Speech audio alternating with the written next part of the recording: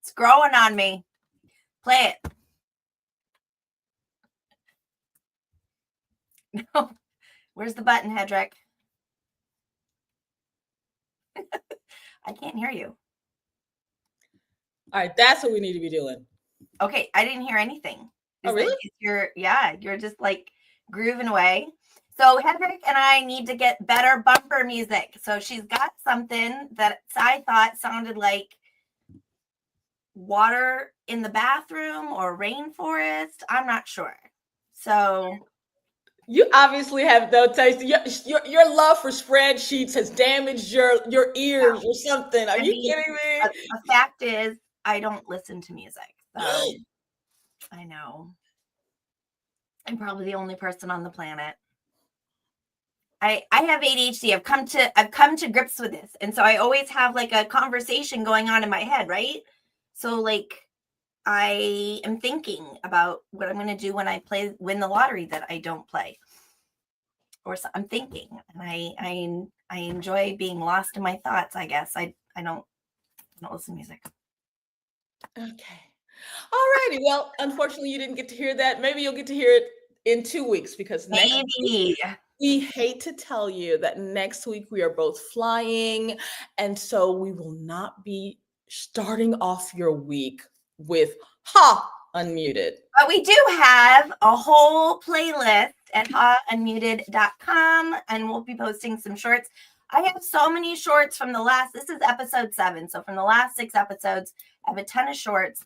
I posted one this morning, but like, let's keep going with that. And then we'll regroup back in a week. I'm going to the Google I/O Nerd Fest at the Googleplex in California. So Google is flying me out, and it's always a good time with my nerd friends who code. They're mostly not teachers, but I'm looking forward to it. So last year, and I'm going on a girls' trip with my teacher besties because it's post-testing season. Woo woo! That's true. Okay, fair, but I'm going to the Googleplex. Alfonso says he's the same. His inner dialogue is much more entertaining. Exactly. High five, Alfonso. Y'all are sus. Okay, people who don't listen to music are sus. I'm putting it out there. Okay. That's okay, but then look what I do with my thoughts. I code. I've got all of these add-ons and things that I really enjoy making. I like making stuff for teachers, and I need time to process through the code. Just saying. I write Grammy-nominated songs, so my brain is processing information and putting stuff out there in the world. So hey, come on. Let's see what we got on here. That's going to be my question of the week for How I'm Muted. Are people who don't listen to music sus? That's going to be the question. I'm clearly sus. I'm going to own that. I am sus. All right. This week I've been editing video, some of this episode and some of the different podcasts that I was on, and I think that I have so much lights. I'm like, I look washed out. I need to maybe darken up my makeup. And then I got this double chin. And you said, I don't even notice. I notice. And we wanted to talk about that because women are often, especially women are often, men are getting like that too. The whole evolution of Spanx for men is a whole nother matter. But women are generally often our worst critics, and we hold ourselves up to impossible standards. So I really just kind of wanted to say, like she's talking about how pasty she is. And I'm like, well, I mean, that is the level of melanin that you have. Why, embrace it and you look beautiful. And so really think that, especially because as teachers, we have it double. If you teach middle school, you've probably gotten roasted by your students for something, and you brush it off. But maybe those things nick your inner child. And so let it go. You're wonderful. You're beautiful. Let it go. Embrace something I always say though is no one thinks about your double chin but you. And I know it. When you look at a photo, the only person who you're thinking about, unless it's like a grotesque wart on the end of someone's nose, unless it's really like terrible, no one notices. No one notices. So give yourself more grace. And I know it, and I need to give myself more grace. Whatever. And if you're just really worried about your double chin, just make sure that you relax your shoulders and stretch slightly forward as opposed to going like this. The other podcast that I was editing, like right now, I'm standing up. I have a standing desk and I have the camera is up here. So you can see it almost makes it look like I have not a double chin. But the other one I was at, I was sitting down and I had my laptop. So because it's my laptop, it's looking up like this. It's just a bad angle. It's just a bad angle. And I'm like, oh, not doing that again. But again, when you get older, you have a double chin. Your pores get bigger. Your eyelashes and eyebrows begin to disappear. There are just a million things. As a matter of fact, you know what? I did want to talk about one thing. Yesterday, on Mother's Day, I released a blog for Small Bites, and I haven't done that in a while regularly, and I'll be doing that. And I talked about my journey from being a full-time in the classroom teacher, a full-time mother, to what comes after. And all of these things, a lot of the hormonal shifts and all those things happen all at the same time. And I think it's important that we start talking about it so that we can know we're not alone on some island called. You're the only one who gets older, Hedreich. You're the only one, you and your double chin. Right? Double chin, hot flash island. And it's just me. So talk about those things because it's really nice to know that you do have community and just give yourself more grace. Give yourself more grace. I think that's excellent advice. Okay, it is the end of the school year. I am so excited because my husband and I have been living 4 hours apart all year so that my son can go to school here in Wichita. And he's now got a new job. He's moving to Wichita. School ends next week and he is moving after he does the graduation speech. Yes. But then, I got my kids all around all summer. I got to give them something to do. And Mom and Dad can hardly wait for school to start again. Is there a summer version of that song? I don't know this song because I don't listen to it. Yes. Oh my God. But you got to know. I mean, it's beginning to look a lot like Christmas. Is that what you were doing? You don't know that song? I mean, everybody knows, even people who don't listen. Okay, here's the second layer of blasphemy. Not only do I not listen to music, I abhor Christmas music. Like, I hate it. Can we still be friends? You know what? Let me get back to you on that one. I mean, what? Seriously? Oh my God. Okay. We're going to talk about that off camera because I'm just like, I have to process that. It's beginning to look a lot like Christmas. But you know what? The funny thing, it's funny that you mentioned it because things are shifting because Christmas music has a lot more modern songs now. There are a lot of people who don't know it, like fairy tales. I always hate it when we see the word slipper on standardized testing because no one unless you actually still read old slippers, old fairy tales, you may not know the word slipper. You might know the word chancla. You might know the word slides, house shoes, but slipper is a golden slipper in a fairy tale. And some of that stuff just has nothing. Another one of the many reasons that state testing is bogus. Like, what actually are we testing besides people's privilege? Like, this is dumb. Oh no, we're also testing we're testing the possibility that a third grader can sit for 2 hours and calmly go through questions. Wow, I think that's a great thing to test because that's age appropriate. Okay, I'm sorry. Setting Doge after state testing. That's the only thing I can really get behind. Get rid of that. Yep. All right. Anything else at the end of the school year? Take all the staples out of your wall. I would like to talk about what you do with your summer because everyone knows that teachers just goof off all summer long. And since that is the narrative, I think I might make stuff for next year all summer long. That's my point. I mean, I don't know a teacher who doesn't work in summer, but let me challenge you to not work all summer. You know what? It'll be there in August and September. It'll be there. So I'm not saying you will lose your mind if you don't do things, but carve out some space in summer to do your thing. If your thing is reading a good book, then do that. If your thing is hanging out with your kids and getting on the merry-go-round, do that. Doing their thing. We all come back. We're sharing the lemonade and whatever that we drank, and whether or not we decided that we were also going to, we're not spending the whole summer chained in our, like me right now. I'm in the basement. My office is in the basement, but I enjoy it. I like teaching because I get excited about creating really cool lessons. I don't get excited to go read the textbook to the kids. So this one job that I had teaching math, I'm like, okay, well, where's the book? And they're like, oh, this is the book. I'm like, that's not a book. It's a workbook. Like, well, no, that's what we do. We help the kids fill in the blanks. I'm like, the hell we are. We don't help the kids fill in the blanks. Nothing that makes me want to go to school every day and help kids fill in the blanks. Like, I want them to be inspired. I want to do something cool. Like, I had them, that paper football game?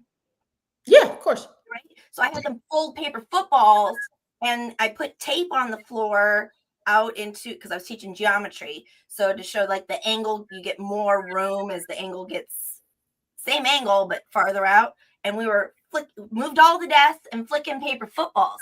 See, that's my idea of a good time. Like, how can I create some sort of an experience that kids are like, we flick paper footballs today. We do water bottle flipping. I think I took them outside and we spun water bottles on a string and measured how far they go. Like, that takes some time to plan. And when they come through, they don't always work out. But like when it comes to fruition, like, oh. So, I mean, I'm not spending my summer making worksheets. I'm spending my summer like, how am I going to do the things that really feed my soul? So I'm just going to gently push back. I think we all do things we enjoy, and I enjoy lesson planning. Very good. For the ideation, I will give you, a lot of my ideas. This is what I think. I agree.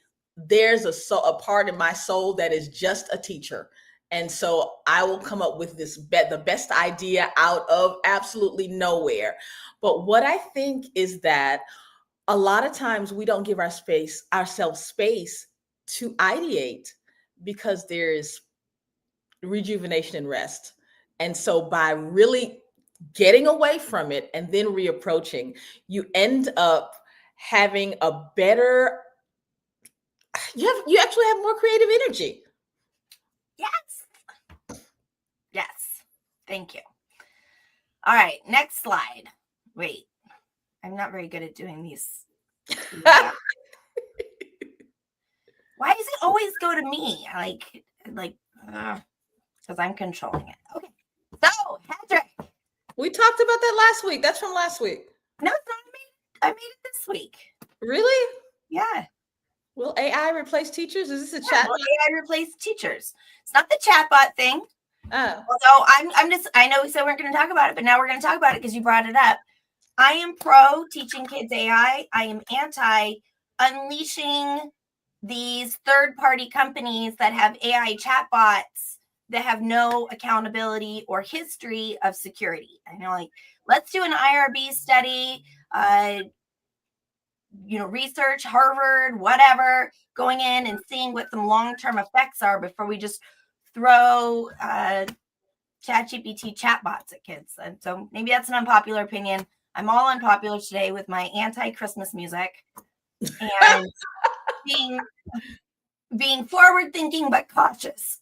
And the thing about it is, I mean, when I think about AI chatbots and AI generally, AI period, what I think about is the fact that most procurement contracts in districts and states have not been updated to reflect the fact that none of these companies who have AI integrated have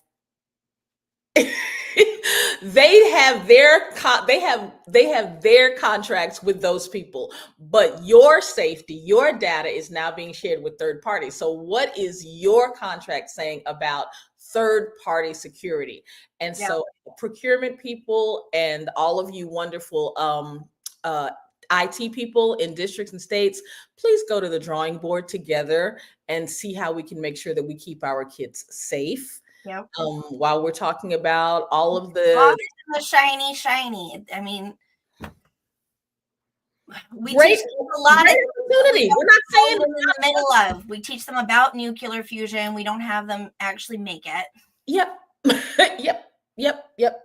And so, do you know anybody else? Because you know a lot of providers and stuff. Do you know anybody who's doing really good third-party agreements on the provider side? I don't have that job. I tell people I'm nerdy. I'm not IT nerdy. Yeah. I mean, I'm wondering. Job, and I know these people who have that job, and they're stressed out all the time. Before I left my last district, it was something that we started talking, and they put together a committee to deal with issues like that. So I just want to put it on everybody's radar, because for a lot of people, it's not. It just kind of flies under the radar because we send we've worked with this. I almost said a name. We've worked with them since 2012, and we have our standard agreement. Well, your standard agreement no longer covers what. Good point. That's a good point. All right, so back to my question in our last 4 minutes. If I can do the correct layout. Here we go. I am concerned that with the number of teachers who are quitting, that this is going to be the fallback. Yeah, I can see that. And I think we need to be proactive to say a real human being is important. Like just put it out there. I know we do put it out there, but that has to be the driving force of our decision making, is what caring adults are we putting in front of our kids, not how fast can they do their math facts. Not to say, well, I'm anti-time math test, but whatever. But not to say that academic standards aren't important. They are important. But I think right now they're less important. I can literally make ChatGPT or Google Gemini or whatever spit out whatever letter to my congressman that I need to write. And so putting kids in a place where they're going every day, they're being enriched, they become better people, to me, is my top priority. And I'm very, very concerned of how many people I've seen. I'm retiring after this year, and how many said it the year before, and how many said it the year before that. I still have kids in the system. So my question to you is this. You said having your kids in a place where my child is being enriched, my child is being challenged. What about the very real fact that that is not the case for all students? That's true. And would you, if you had a choice between a bad human teacher and look at you, Stacey. AI bot. Now we got 2 minutes. Which would you choose? My kids have had some amazing teachers, and I personally have had some amazing teachers. And there has been the occasional, I'd rather have my kid at home, you're damaging them teacher. That's definitely the exception, not the norm. So let's talk about that exception. Would that exception be better off as an AI situation? I mean, we've already been doing that. There's not enough math teachers, so we just dump them on these online videos that are horrifically bad with a really low level quiz. I know that my friend, hey, Marcia, in the school district she used to teach at, she's now retired from, she would do summer school. She was the only teacher for all the grade levels, all the subjects. Like it was her and everyone on a computer doing whatever really terrible curriculum, as if that's what makes you educated. Like if those low quality quizzes were good enough in the first place, why didn't we just do it in the first place? Throwing it out, just giving kids garbage for summer school just so we can check some boxes.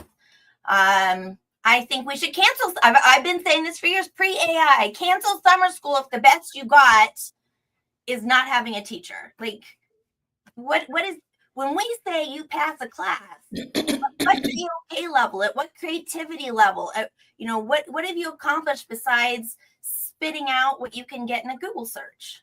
That's not education. Okay, well then we need to go back to school. Then your issue is not with chatbots versus blah blah blah. The issue is then the education system and what we consider education. The education system was never made for kids to think and be educated. True. It was made to make good workers. Let's get them in there. Let's get them on a bail system. Let's make good workers. All right, let's go with that. To make good workers in the year 2025 is not being able to compete with AI. It's what do you do that enhances AI that is more, it has to be more about creative critical thinking, because AI has all the fact stuff, but it's repeating patterns. So if it's just the same old thing, like memorize these things, regurgitate it, all of us are outdated. Education is gonna have to help kids to have more value than what AI can do, because jobs are being replaced with an AI chatbot right now. Not an AI chat, but just AI.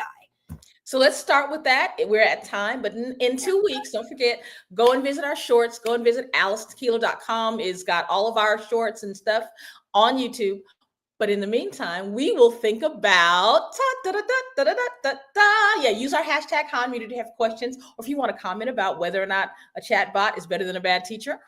Also, whether or not people who don't like Christmas music are sus. Or don't like music at all or sus. But finally, I'd like to start here, Alice, in a couple of weeks. Really, what are we teaching in the classroom? Are we really preparing kids for the 1900s or the 21st century? For the summer, is providing some practical tips for what makes good education, and not what some people think that we are babysitters, which of course we're not. So, okay, on that note, this has been fun. You're not a babysitter. Enjoy your summer. Be ready. Take all the staples out of the wall. I, by the way, never did that because I'm a rebel. Bye, y'all. See you in a couple of weeks.